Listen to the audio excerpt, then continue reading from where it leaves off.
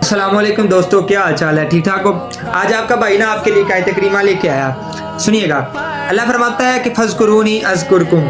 अल्लाह फरमाता है कि तू मेरा जिक्र कर, मैं तेरा जिक्र करता हूँ। अल्लाह फरमाता है कि जब कोई बंदा मेरा जिक्र करता है ना तो मैं उसका जिक्र करता हूँ। मौला, बंदा तो सुना था कि तू बंदा जिक्र करेगा, तो तू भी जिक्र करता है ना। मैं उसकी आंखें बन जाता हूँ जिससे वो देखता है, मैं उसकी ज़ुबान बन जाता हूँ जिससे वो बोलता है, मैं उसके कान बन जाता हूँ जिससे वो सुनता है, मैं उसके हाथ बन जाता हूँ जिससे वो पकड़ता है। अल्लाह फरमाता है मैं उस बंदे के पाँव बन जाता हूँ जिससे वो चलता है।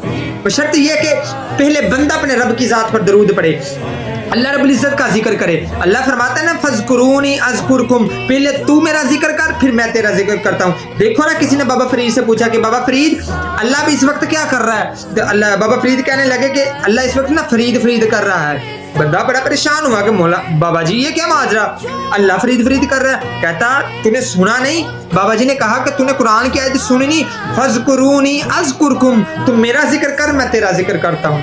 अल्लाह रब्बुल इज़्ज़त तो 70 माओं से बढ़कर प्यार करने वाला है। अब देखिए, जब किसी बंदे का इंतकाल होता है ना तो उसके घर वाले, उसके यार दोस्त सब इकट्ठे होते हैं। जब गुस्ल की बारी आती है तो उससे खौफ खाते हैं। क्यों? वो मुर्दा हो चुका है, महरूम हो चुका है। पहले वो चौधरी था या जट था, गुज्जर था, जो भी था, उसका एक प्रोटोकॉल था, उसका एक स्टेटस था। लेकिन जब मर जाता है उसके पास कोई नहीं जाता। लेकिन अल्लाह रब्बुल इज़्ज़त की ज़ात ऐसी है, ये देखें कि जब कोई बंदा फोत होता है ना, अल्लाह इस बंदे को कैसे प्रोटोकॉल देता है। अब सुनिएगा, अल्लाह फरमाता है बंदा इंतकाल हुआ, मौला अब इसका क्या करना है? ये हुक्म नहीं आया इसे उठाओ कचरे के ढेर पर फेंको। मौला अब क्या करें? तूने कहा गुस्ल दो, हमने गुस्ल दिया। तूने कहा कपड़े पहनाओ, हमने सफेद कुछ कपड़ा पहना दिया। मौला तूने कहा खुशबू लगाओ, हमने खुशबू लगा दिया। मौला अब क्या करें? ऐसा करो, इसे उठाओ, अकेले नहीं उठाना, 4-4 कंधे लगाओ। ये प्रोटोकॉल है मेरे रब का, अपने बंदों के साथ प्यार करने का एक तरीका। देखिए कैसे रब मेरा बंदों को प्रोटोकॉल देता है। अब देखिए, अल्लाह फरमाता है कि मेरे बंदे को ना उठाओ, एक एक नहीं उठाना, 4-4 कंधे देने। अब कंधे दे दे। मौला अब क्या करें? इसे कब्रिस्तान ले आओ। अब मौला अब क्या करें? इसकी मगफिरत की दुआ करो।